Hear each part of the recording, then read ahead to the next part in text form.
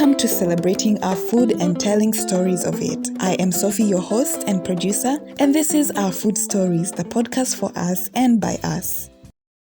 Episode 18. When you think of African food in general, do you think of people living with food allergies and intolerances? I remember when I started noticing my intolerance to beans, I was in denial because I really loved and still do love beans.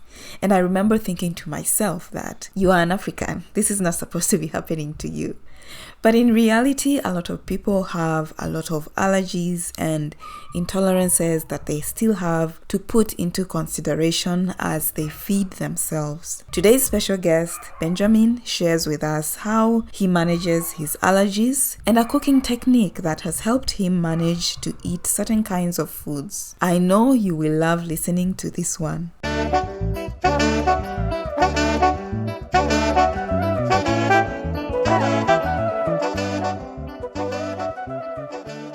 My name is Musanjifu Benjamin. I'm happy to be on this podcast, and I'm going to share something about a childhood food story, and I think something else I like eating or I like about food. So I have very many allergies. When I was young, my parents used to be innovative. And everybody around, the aunties, the uncles, when you go to the village, everybody knew Benjamin is not going to eat with us, so we have to do this for him. So when I was around 6 in the village in Chiboga, that is in the western end of Uganda. Buganda is in central Uganda. It's one of the regions that make up a country.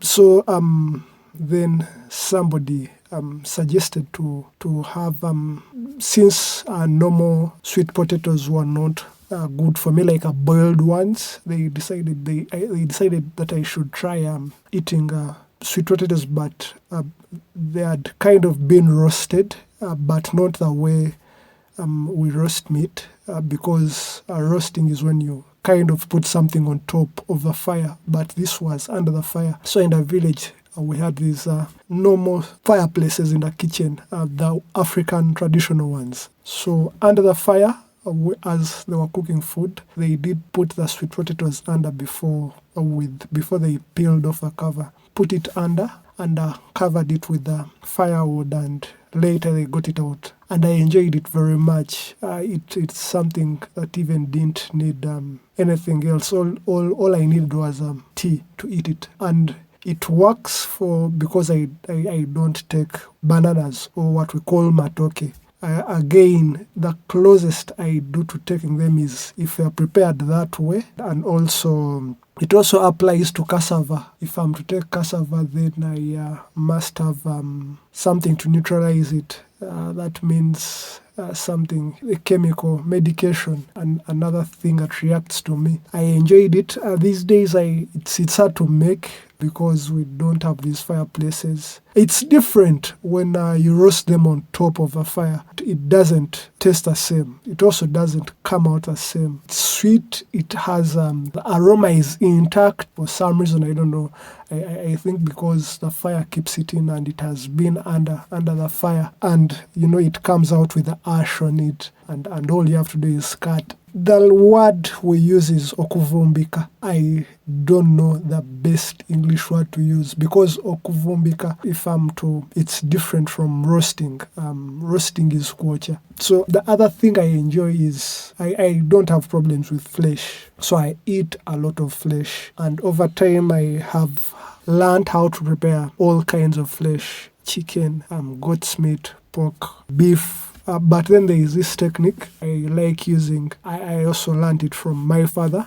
I used to live in between my parents. So first beat chicken, pork, whatever, any flesh. First boil it in hot water. So I have problems with spices. So any kind of seasoning is done during a boiling. So the spices are put in water and then boiled along with the flesh, and then after boiling, then to the fire roasting. And I always like the way it comes out. It's always soft and very nice.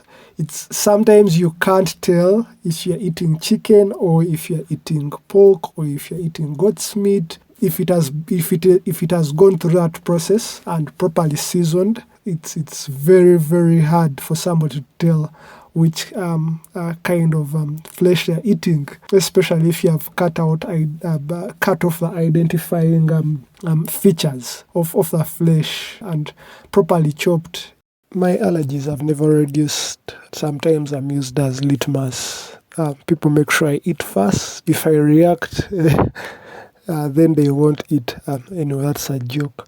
But anyway, I always carry anti-allergies with me at all times. Tablets, mostly. Also magnesium, especially with the restaurants. They use a lot of spices. I've not eaten matoke in about 4 years now. And then late I realized sometimes when I get swellings, everybody else, my brother, my mother, my father also get these swellings. They just didn't know. It is later when I tell them, you know what, when I eat this, when I eat bread, when I do this, I also get these swellings. So they've also discovered that they also have allergies, only that mine are worse. Yeah, they have never gone away.